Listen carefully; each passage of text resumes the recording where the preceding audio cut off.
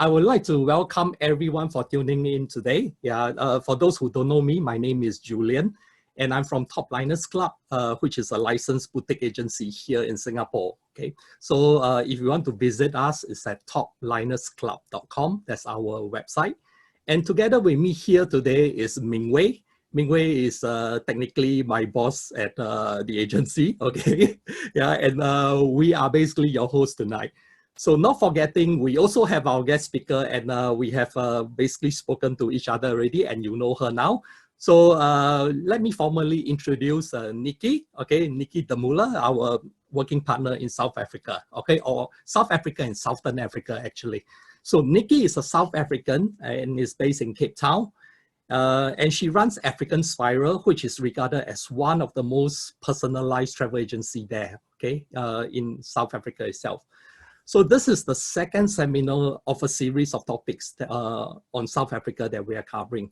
So we are just starting with South Africa first, and then gradually moving on to other regions in the African continent, okay? So for each session, we will try to keep this between half an hour to 1 hour max. And if you got any questions, please key them into the chat box, and we will answer them at the end of the workshop, okay? Yeah. So do note that the next session will be next Monday on the 3rd of August, at the same time, 8:30 p.m. So do look out for the invites for this, okay? Yeah, so without further ado, let me just pass the time over to Nicki for her presentation. Nicki, please. Thank you. Okay. You're welcome. Right. So, thanks very much everybody for attending. And just to do a little recap, last week we discussed some of the different regions of South Africa. As we've already discussed, it's a huge country, a very vast country with many, many different amazing things to come and do and see here. We looked a little bit last week at the Western Cape, which is this region down here. We looked at the Eastern Cape here and the various things to do in the area, KwaZulu-Natal, and finally we looked a little bit at Mpumalanga, including the Kruger National Park, and of course the beautiful surrounding areas, the panorama route around Mpumalanga.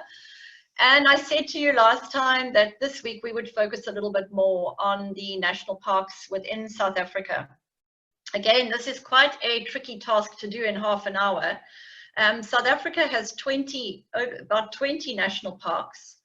So we really have very many national parks, and these all offer something completely different. So probably today we will focus more on the national parks that offer a big 5 game experience, because I think that's what most people are interested in. But we also have numerous national parks around the country which really just offer the most beautiful geographical sites, beautiful, stunning landscapes, huge open spaces. And we have beautiful national parks, which are some of them more remote and difficult to get to, but really just incredible areas to be in. For today, I'm going to focus primarily on the more well-known national parks and those that offer a big 5 game viewing experience. So we're going to start off with Kruger National Park, because I know that's the one that most people know. So just to give you some indication, Johannesburg would be your international entry point into South Africa, okay, which is over here. And from Johannesburg, it would be about a 5-hour drive to the southern region of Kruger, which is, here's Kruger National Park over here. So to the southern region of Kruger, it's about a 5-hour drive. Or alternatively, there are 4 commercial airports that one can fly into. So, right, just to give you an indication, this is the whole of the Kruger National Park over here. And situated just around the Kruger National Park, which is this area over here, are a whole lot of the private game reserves. So I guess I'll just start off by talking a little bit about the Kruger National Park and what is the major difference between Kruger National Park and going to the private game reserves bordering on the Kruger National Park. So as you can see, Kruger is a huge big stretch. It's actually about 360 kilometers by about, I think about 60 kilometers wide. And it's got lots and lots of rest camps scattered throughout Kruger. So the main difference between Kruger National Park and the private reserves is the fact that you can drive your own vehicle throughout the Kruger National Park.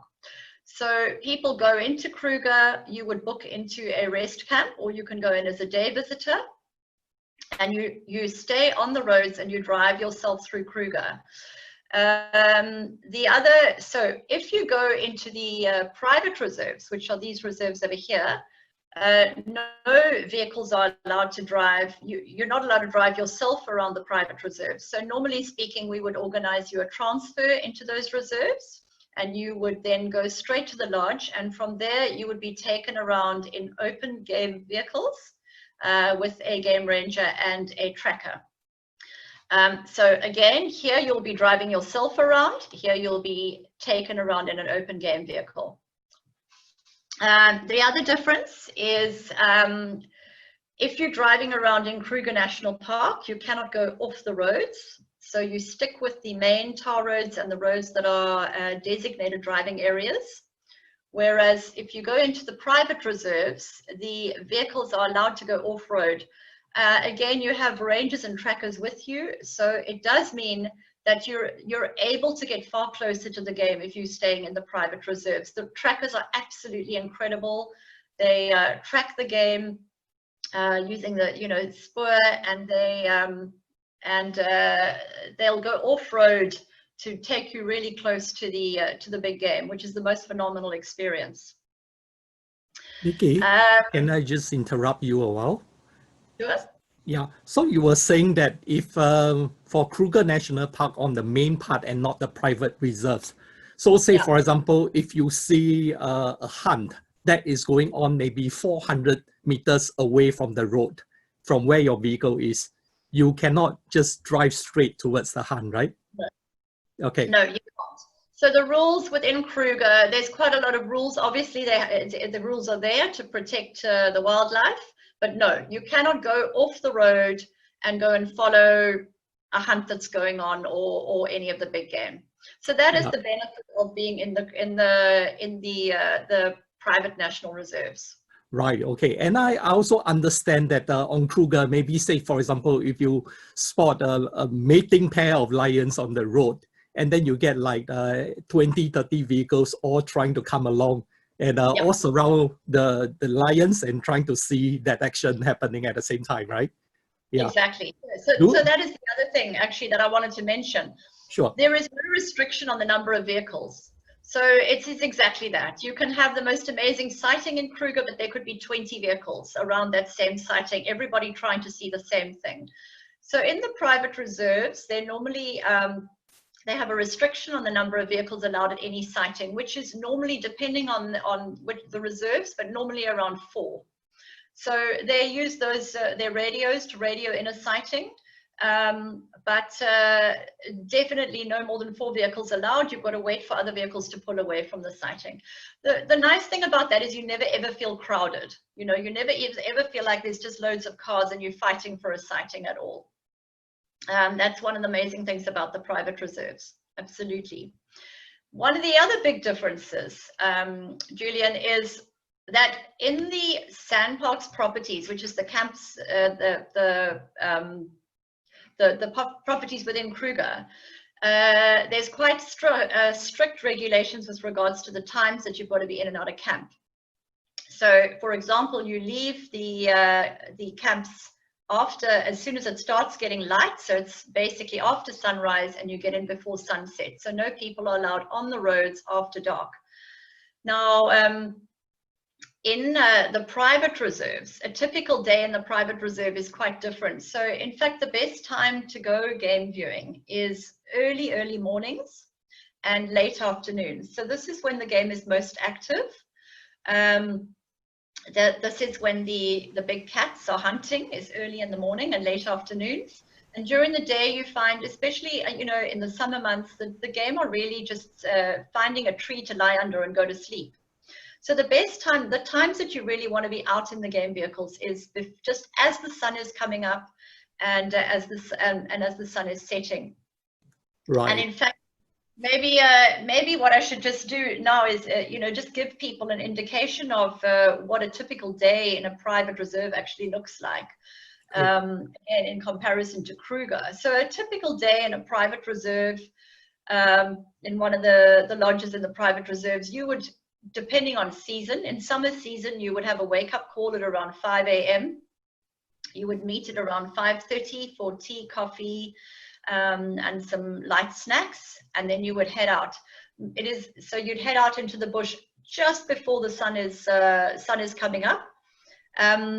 And it is just the most amazing thing being out in the bushveld as the sun is rising up over the bushveld. And really and truly, the game is active then. The animals are coming down to the rivers to drink, down to the water holes. There's just so much happening in the bush. The sounds of the bush are just so beautiful. The sun is rising. It's such a wonderful, wonderful place to be. And then you would normally get back to the lodges at around 8:30, 9 o'clock, in time for a great substantial breakfast. During the summer, you'll then go out again later in the afternoon. So it gives you the whole day just to relax, to be sitting around the pool, to be reading a book. Some of the lodges offer walking safaris after breakfast, so you can go off into the bush with a guide and ranger in search of game. And then normally at around 3:30, 4 in the afternoon, you would meet for tea, coffee again, and quite a substantial amount of snacks. In fact, you're going to find I always say when you're in the lodges, you eat your way through the bush as well, because it seems to me like you roll from one meal into the next. You then go out sort of around 4 in the afternoon on another game drive, and most of the time stop for sundowner drinks and snacks in the bush, which is also the most amazing place to be. And then back normally around 7:30 in time to freshen up before dinner. So it's quite a long day, but as you can see from what I said, when you're going into the actual national parks like Kruger National Park, there of course you are limited to being on the roads only basically during the night, so after the sunrise and before sunsets. Right. So essentially you get about 6 to 8 hours of safari drives if you're on the vehicle. You do. You get around 3 hours in the morning and around 3 to 4 hours in the afternoon. It is very, very dependent about as to what you see out there. So, I must say the one thing is that there's never a rush. If you're on your way back to camp and you see the most amazing sighting, or you see a lion kill, then that's where you stay. You just stay there and you get to, you just be with the animals. So the lodges are generally fairly flexible. They don't like to push people, and you really come back when you're ready in a lot of the cases. Right. Okay. So for our photography friends in the group here today, generally the time where we go out on safari are actually reserved, for the best time to be out there. So as long as you have the right equipment, as in your SLR or DSLR or mirrorless cameras, with a range of handheld maybe up to 400 mm, you are pretty well covered. Yeah. So obviously for some instances, you may be able to bring a longer lens, but you will actually need a support on the vehicle. Okay, yeah, so if you are doing that on the private game reserves, it's actually easier than on Kruger Park itself. So naturally, with all the goodness, Nicki, I'm sure that the prices between the two is different, right? It won't be the same. Absolutely. No, most definitely the pricing is very different. But I'm going to give you an indication just moving on from here. Sure. In fact, just before I move on, one of the things I wanted to discuss, and I'll come back to you on that, Julian, one of the things I just wanted to mention was the access points into Kruger. I mentioned to you that there are 4 airports. Just to show you sort of more or less where those airports are. There's the Kruger and Mpumalanga International Airport is down here. You've got Skakuza Airport around here. And then you've got Hoedspruit Airport and Palabora Airport. So it's quite important, and this is where a lot of people get things wrong, that you make sure that you're flying into the right airport depending on which lodges you're going to, so that you don't land up with a 4 or 5 hour transfer to try and get to the lodge. This is where it's quite important to be speaking to people that know what they, what they're doing in the area. So to come back to, just to give you an idea here, Julian, you were talking about the different aspects of and the different price points on the accommodation. Certainly, just to give you an idea, again, this is just sort of a typical idea of what the vegetation looks like in the Kruger National Park. And this here is an indication of, now these are the National Parks Board camps within Kruger. There you get options of campsites. Then you get options of small rondables, such as these. And those come, some of them with small kitchenette bathroom facilities. Others are shared bathroom facilities and shared kitchen facilities.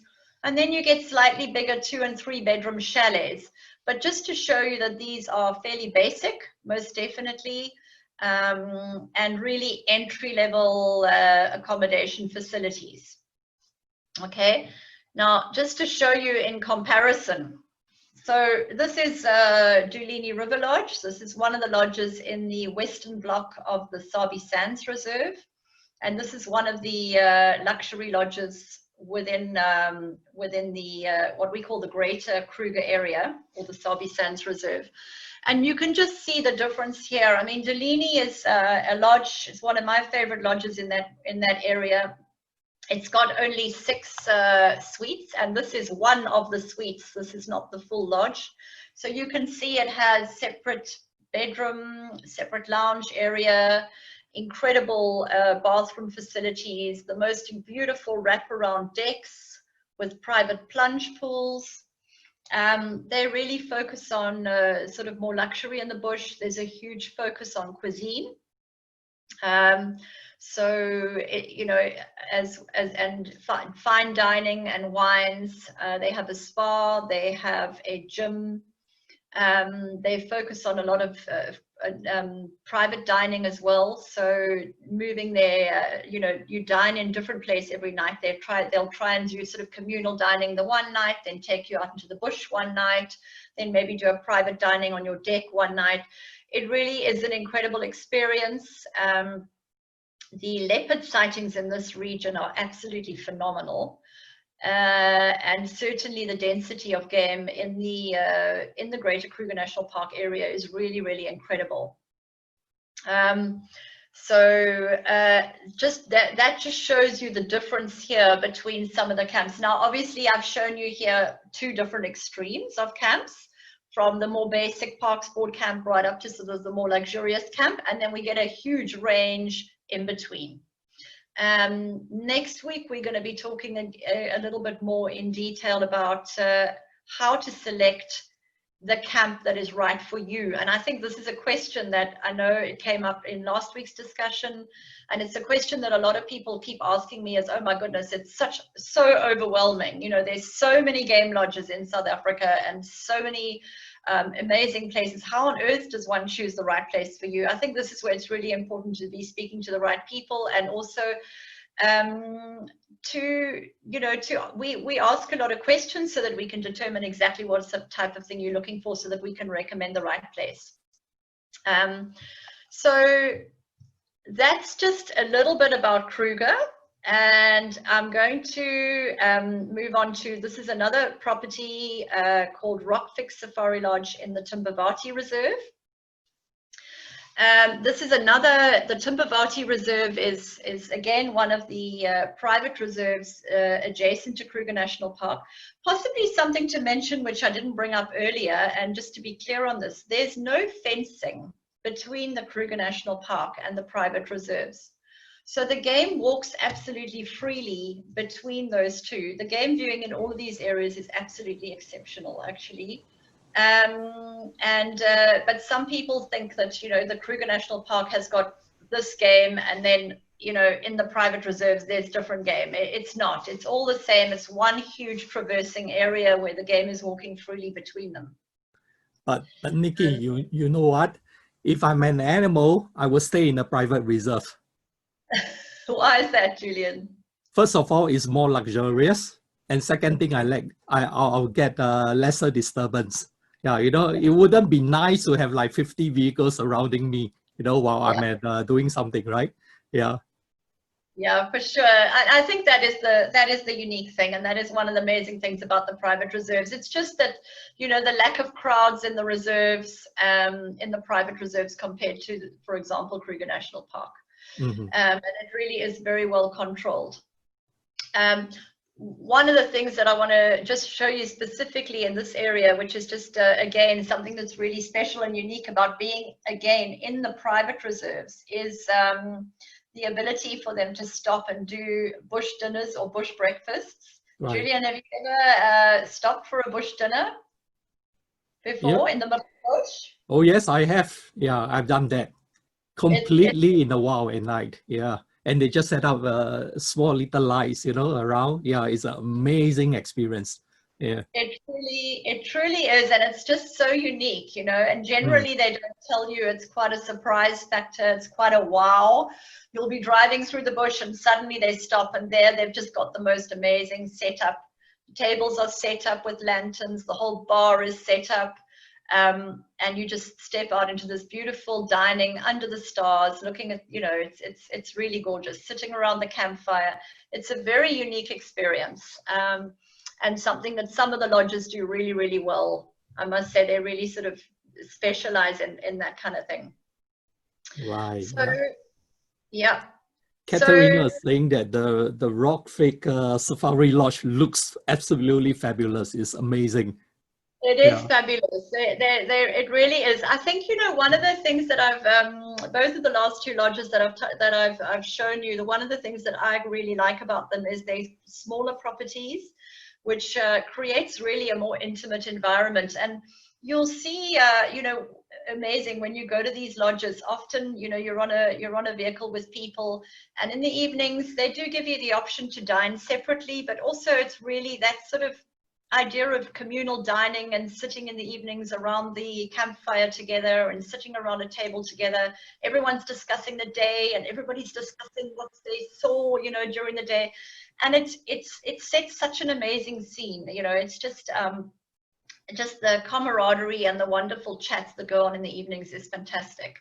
Right. So I think that's a really great aspect of the lodges as well. And as you can see, really here you've got six rooms at most of these lodges, maybe 12 people all together in lodge, which makes it a really special experience. Very intimate, eh? Very intimate place. Yeah, really, absolutely. And the attention to detail because of that is incredible. That's the other thing that I love about these private lodges. It's because they have such a small number of rooms, they place an enormous amount of attention on looking after you as the guest and really getting to know what you as the guest is looking for, you know. So if you like, you know, a decaf coffee with 1 sugar in it, they will remember that that's what you like. You know, you like a decaf coffee with 1 sugar in it, and they won't have to ask you a second time because they've remembered it, you know.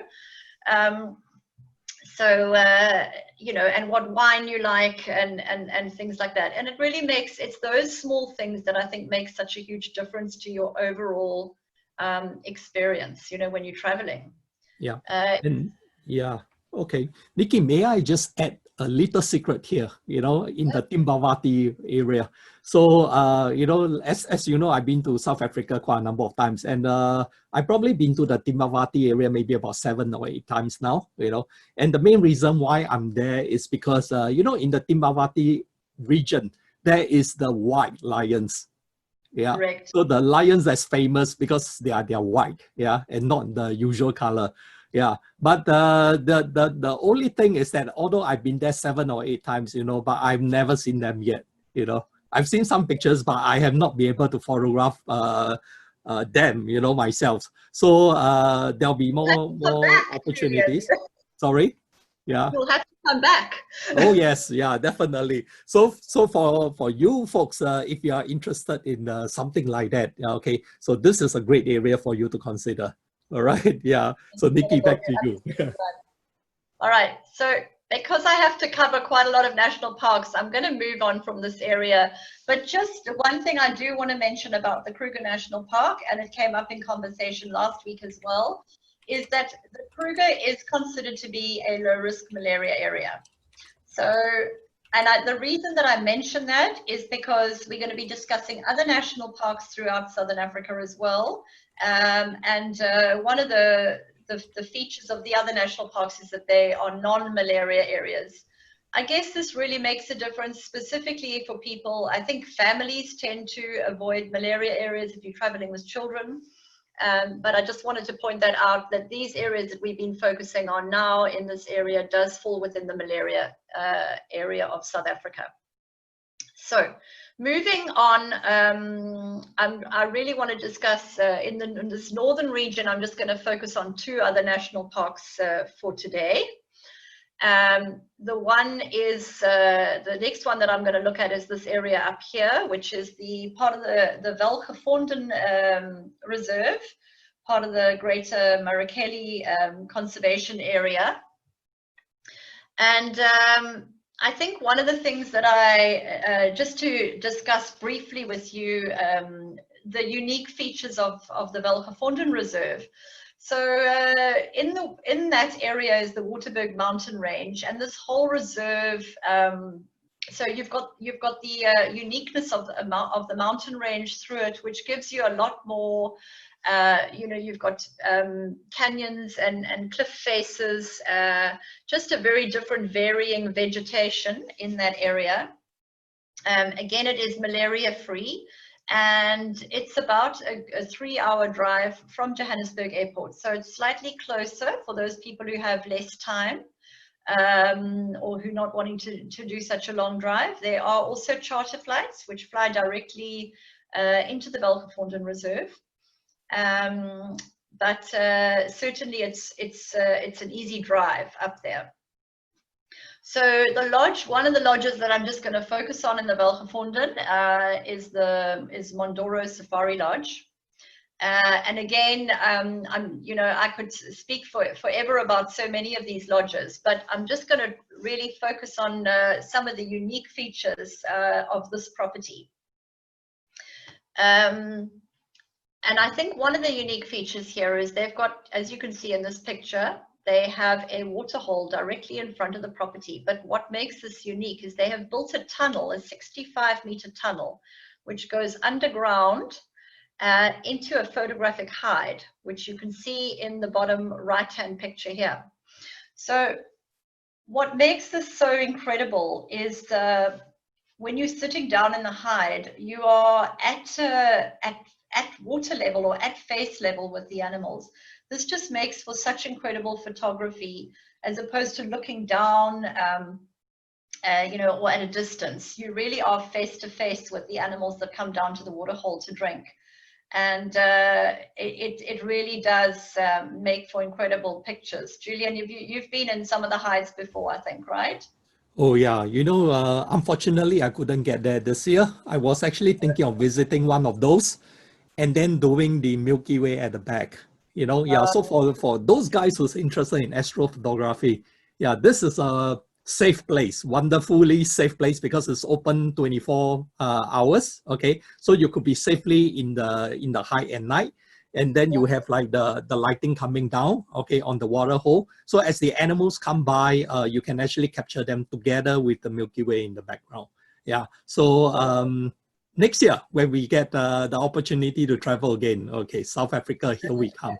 Yeah, and I think, like you said, one thing that's great is because this tunnel is linked to the lodge, you can go down there any time of the day or night without having to worry about being in a vehicle or being escorted by a guide. It really is very special. And if you're sitting up on the deck up here and you see animals coming down, you really just walk down and go and just be face to face with them. It's really, really incredible. Mondoro also prides itself on its cuisine.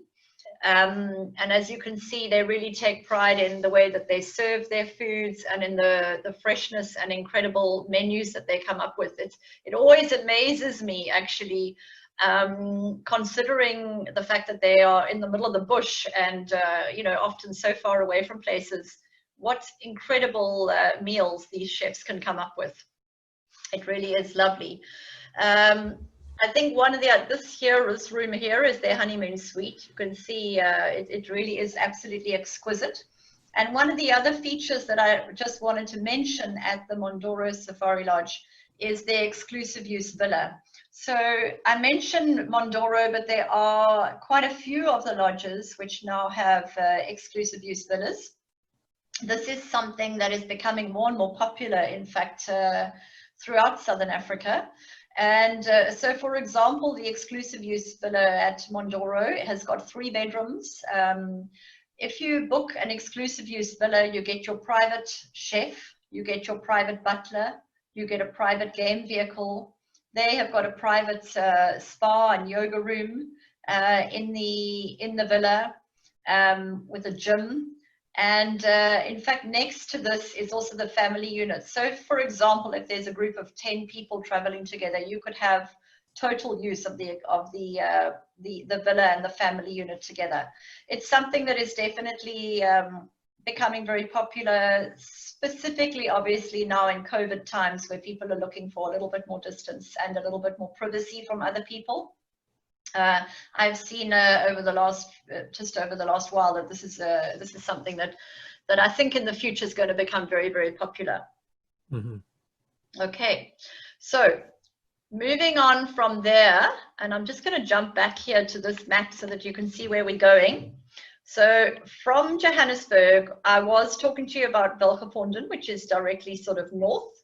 We are now heading west towards the Madikwe Game Reserve.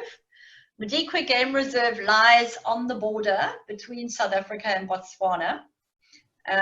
It was initially started as a project which was a combination with the local communities as well as government and private investors, and it's been an incredibly successful project. It really, really has.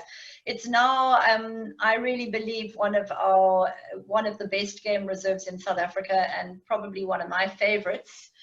It is again a malaria-free area, and I think you'll see, because of the fact that it's a malaria-free area, Madikwe has really specialized many of the lodges in family-friendly holidays, where they really have developed children's programs, and you know, where they entertain the children, and you know, so mom and dad can also just go and have a bit of a break.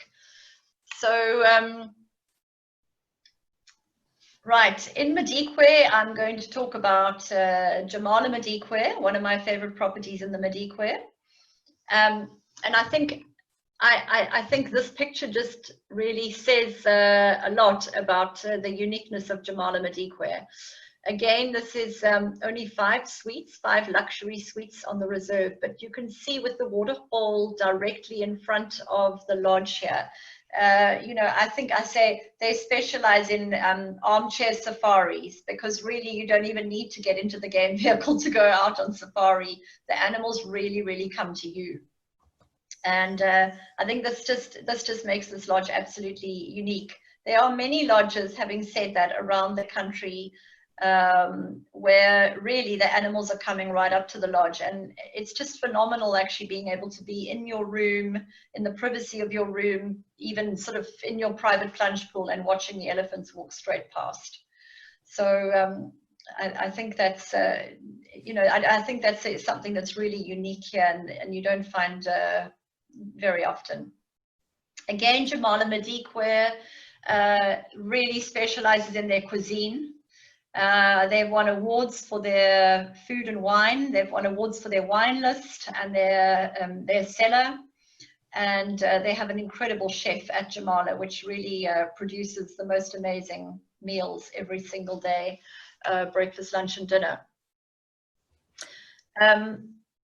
Yes, Julian.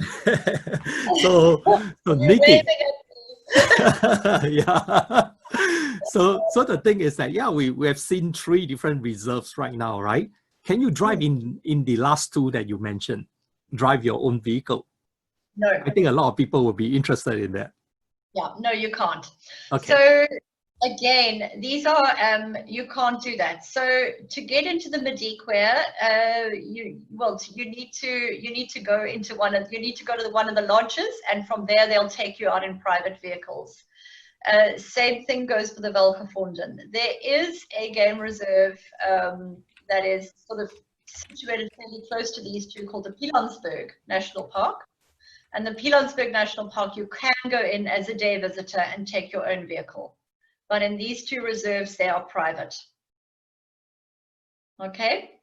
Okay, great. So, yeah.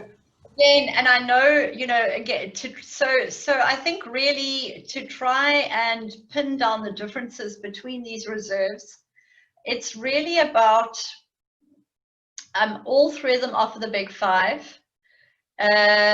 Velgevonden and Madikwe are both malaria-free as opposed to the Greater Kruger National Park area. And I think a lot of it is just about the difference. Some of it is the difference in vegetation. So just to go back to the Madikwe Reserve again, I think one of the unique factors about the Madikwe Reserve is it is situated, because it's on the western border and situated against Botswana. It's part of the Greater Kalahari area, which is the Greater Kalahari sort of more desert landscape. So here you will see a huge diversity of game, ranging from your more desert adapted type of game like the springbok and the black-maned lion, etc. And then also in this area you'll find the same sort of savanna type of the game that normally feeds on the savanna that you would see in the Kruger National Park. So you're getting huge diversities of game. The Madikwe Reserve is very well known originally, always for the cheetah. There's a lot of cheetah in the area. There's a lot of lion in the area. The elephant populations are absolutely huge, and your wild dog populations are incredible. Whereas I would say in the Greater Kruger National Park area, the leopard sightings there are really incredible, as well as the other animals that I've just mentioned.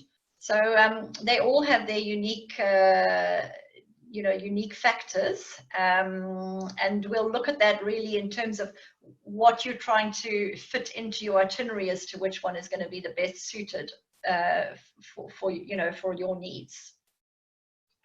Okay, right. So now I just want to focus a little bit on the game reserves in KwaZulu-Natal. So I think maybe just to quickly go back to this map of South Africa, actually, if you don't mind me zooting back to the very, very beginning again. So the region I'm now going to be discussing is this region down here. Okay, we were sort of up in this region here. We're now going to be on the eastern side of South Africa. Right, and I think the main reason one would go to KwaZulu-Natal, and I think this is, and I mentioned this 2 weeks ago as well, to me the most interesting factors about the game reserves in KwaZulu-Natal is the accessibility to so many other things in the area. So the Shlushluwi Umfolozi Game Reserve, which is this one over here that we spoke, in fact we also spoke about a while ago, is the oldest game reserve in South Africa, and originally designed to protect the rhino species, the black and white rhino, which were going into extinction. But there are so many game reserves in this region. I'm not going to have time today to go into all of the different reserves. You've got the Shlushluwi, the Phinda, the Makuzi, and you can see so many of them in the area.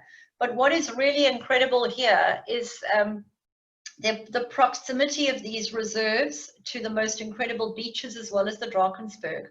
So your entry point to fly into these regions would be Durban International Airport.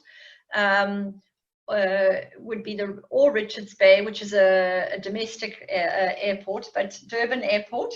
And from there, it's about a 2.5-hour drive up to the Umfolozi Game Reserve. But again, as I said, what makes this amazing is if you're wanting to combine it with the St. Lucia wetland area, it's a very easy combination trip. If you're wanting to combine it with the incredible beaches and the Cozy Bay Nature Reserve and the beaches up in this area, it's a fantastic combination. If you're wanting to combine it with the Drakensberg Mountains, and it's about a 2-hour drive, 2 to 3 hour drive to the mountains.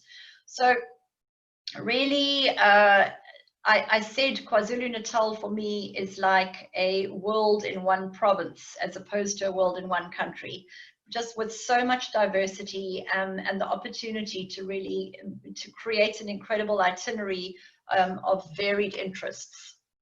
So last week we touched on the Umfolozi Reserve, and we looked at Rhino Ridge. I think I showed you a picture of Rhino Ridge Safari Lodge in the Shlushlui. This is built up on the top of a hill. Somebody asked me last week how high this was up the hill. And I did get hold of them, and they said it's about 150 meters up. So you can imagine the views from there are really absolutely spectacular. This area also does incredible walking safaris, as you can see, where you go out into the bush with a ranger and tracker. And really, the walking safaris to me are just one of the most incredible ways to get into the bush. And obviously the focus here is so very, very different from being in a game vehicle, where a lot of the time you're looking for the bigger game. You know, when you're out on foot in the bush, you really are, you know, getting in touch with the smaller animals, the vegetation, the insects, and the rangers are just so incredibly knowledgeable. In fact, I can honestly say one of the most interesting safaris that I've been on was on a walking safari in the St. Lucia Wetland National Park, where the ranger was talking about the medicinal qualities of the plants. We were learning about termite mounds. It was absolutely fascinating, and I think people underestimate just how, you know, it would be, you know, to just think that you're going into the bush to look for the big five is really, you would only be getting half of the experience that you can if you go on foot. So that's the, in a nutshell, again, the KwaZulu-Natal regions that we spoke about. Now I'm going to head down to the Eastern Cape. So 2 weeks ago, we spoke about the Eastern Cape and Port Elizabeth being the entry point. And one of the great things about the Eastern Cape is it's a malaria-free area and a fantastic add-on for people who are wanting to do Cape Town and the Garden Route. So I would often sell the Eastern Cape reserves to people wanting to do a self-drive trip. You can start off in Cape Town, you can end off at one of the reserves in the Eastern Cape. You can easily drive it yourself, and it's, again, great roads and very, very safe to do this.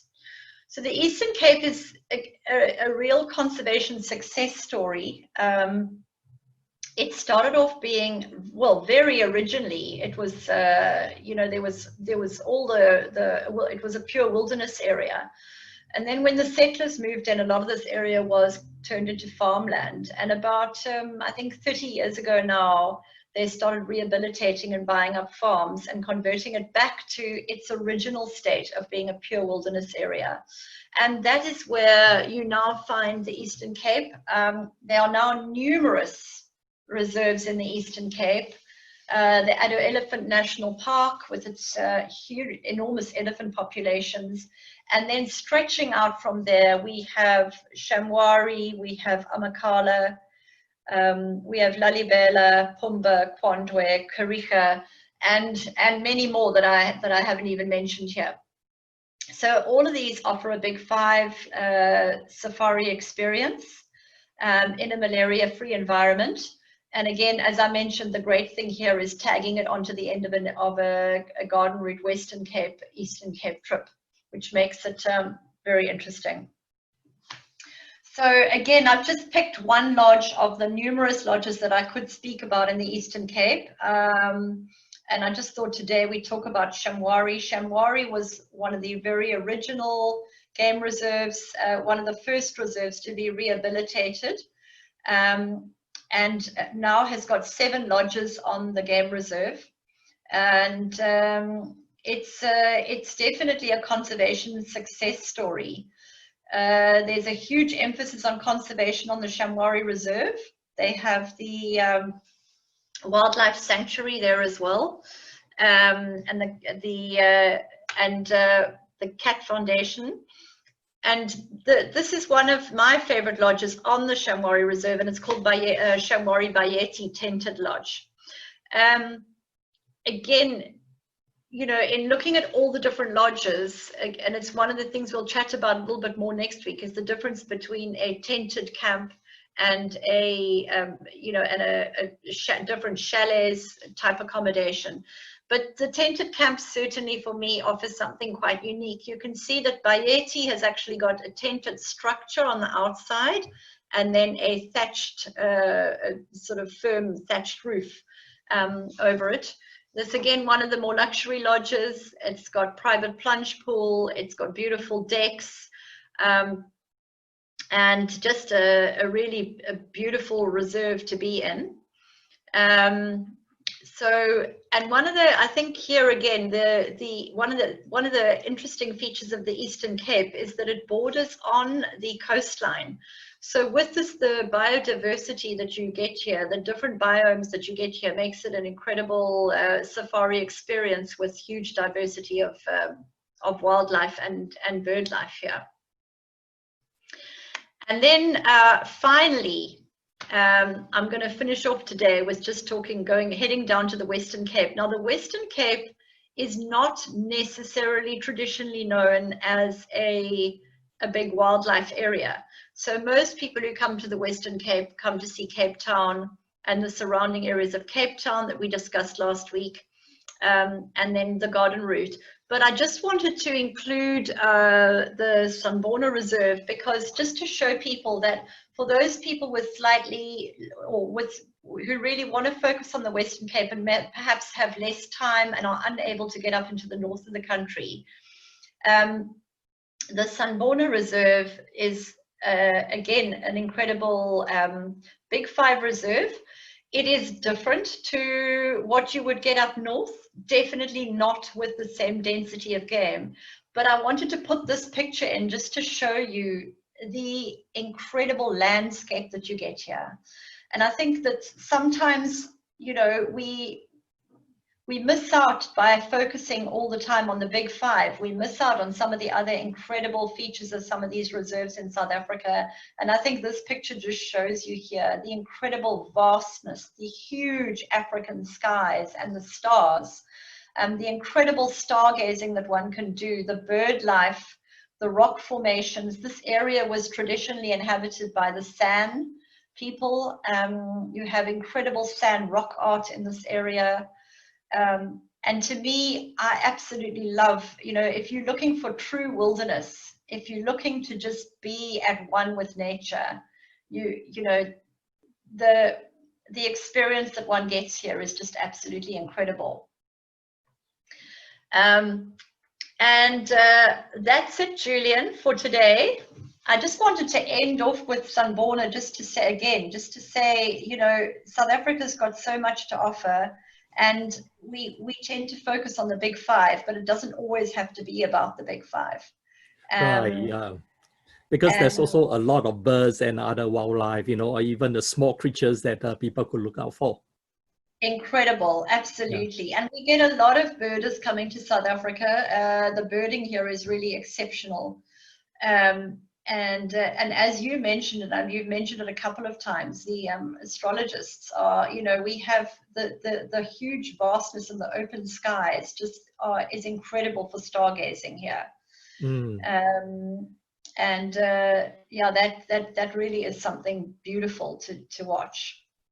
Yeah, there are still many safe places that you could go at night in South Africa and do astrophotography. Yeah, because that's one of the things, that people are a little bit worried, especially in a foreign land. And then when you get out there at night with no one there and very little light, you want to be sure that you are safe in a way. And when you do your photography, you want to be able to see the Milky Way to photograph it, and yet to be safe. Yeah. So that's one of the main thing. Yeah. Yeah, absolutely. And I must say, I mean, the rangers here are really, most of them are incredibly knowledgeable about it as well. And in fact, only too happy to share their knowledge on the Milky Way and the different stars. So it's really a wonderful experience to see those big night skies. Yeah, I answered in the chat just now. I mentioned that the guides in South Africa are really excellent. You see, and then the thing is that most people, they are probably not aware. You see, but game viewing generally, although people say that in wildlife, when you try to photograph wildlife or you try to spot wildlife, it's never guaranteed, which is true. But with a qualified guide and a very good guide, your chances are dramatically increased. Rather than if you go out there yourself and you self-drive, it's actually harder to spot because you'll be concentrating on the road, and then at the same time you're trying to see where the wildlife is and it's hiding in the bush. And sometimes, the lions will just be slipping in the grass, and the grass is so short and you will not be able to see them. Yeah, so that's how it is actually. Yeah, without a doubt, Julian. The rangers are incredible. I mean, I have been on many a vehicle at night, and this still always is incredible to me, where the rangers suddenly will stop and they've picked up a tiny little chameleon on a branch in the middle, in the dark, just from the glow of its eyes in the dark. And you just think, how on earth did you see that? How did you manage to pick that up? Their eyes are so well trained, and definitely they will spot a lot more than what any of us would spot just driving on your own. Yeah, so definitely for me worth it. It's just definitely worthwhile doing a private game experience. Yeah, sure. Thank you, Nicki. Thanks for your sharing today. And we have some questions that's coming in, and we have one from JP. Yeah. So JP was just asking, how are all those places faring now with the pandemic situation, business and safety wise? Yeah. So it's like a hot question, right? It is. Yeah. South Africa, I mean, the tourism industry in South Africa is really struggling at the moment, without a doubt. And I think it's global. I think it's not just in South Africa. But certainly with the pandemic, currently the situation here is that domestic tourism is also still, domestic leisure tourism is also still closed down. And as you know, our international borders are still closed. So yeah, these lodges are struggling, and tourism is going through quite a rough time. We still, it's expected that we'll hit our COVID peak in around August, July, end of, now about August. So we are really hopeful that the government will open up domestic tourism maybe in October, and we're really pushing hard to have our borders open by the end of the year so that we can December, January is our summer season, tends to be the peak season in tourism, and we really are hopeful that borders will open up then. Yeah. So the other thing, Julian, that is really hard in South Africa, and I think it's something that's often overlooked, is that the tourism industry is really the industry that is supporting the local communities in South Africa. So bordering on a lot of these reserves, you've got small rural communities, and they are basically employed by the lodges, and it's the lodges that look after these local communities. So it's the lodges that are basically taking care of the schools and the clinics, and the old age homes. With our hospitality industry, with the lodges not able to open and earn income at the moment, it impacts directly on the local communities as well, which is quite a problem. Right. Yeah. So yeah, just hope that I think everyone knows that the tourism industry is actually the biggest employer in the world. You know, it hires the most people, and a lot of people actually depend on it for survival. So yeah, folks, while when you can and it's safe enough to do so, please consider South Africa as a destination, because it's a complete destination for you to visit, you know, and it encompasses everything. Yeah. So thank you, Ian. Yeah, sure. Ian replies and says, sure, he's definitely looking at that. And I'm sure there's also a lot of our friends here who has been there, and you know, they will want to go back again and again, you know, and that's what it is. Yeah. So even JP and yeah, you know. So yeah, do we have any other questions that is coming in? Any other questions? We are just on the hour mark, actually, you know, everything ends quite nice, yeah, on time, yeah. And we just like to see if we have other questions, and I hope we have not missed out any other questions, because while you're giving the presentation, I have answered quite a number of them. Yeah, by just typing into the chat. Okay, so in terms of safety wise, actually South Africa is safe, you know. Yeah, so I have been there many times, and a lot of the times I'm there myself and I drive. And also from a perspective of like a Singaporean, I drive, and certain places where you can't drive, you park your vehicle at, like for example, the lodge, you know, or where the lodge will allow you to park. So you park your vehicle there for a few days, and then you'll be taken care of. Yeah, so I have not encountered any problem, but also the thing is that generally, I think when you travel, you just try to be a little bit more vigilant and pay attention to your surrounding, you know, and try not to be too adventurous, you know, like going out yourself at night to somewhere where you know, it's not being recorded as safe or things like that. So I think that is just common sense in everyone that we were actually just looking into that. Okay, so yeah, I think we don't have any other questions coming in. Yeah, so with that, let me just thank you everyone for coming by today, and we hope that you will have a great week ahead. Don't forget that next week we are going to have another session again, okay, and that is basically how to optimize and perfect your Safari experience. Okay, yeah, so remember next Monday, and do look out for the invites, and please sign up accordingly. Yeah, and thank you everyone. Good night. And if there's no questions, we'll just end the session today. And thank you, Nicki. Yeah, thanks for your talk again today. Yeah. Yeah. Okay. Thank you, everyone. Yes. Yeah. Okay. Thank you. Bye bye. Yeah. Till the next one. Yes. Yeah. Bye bye.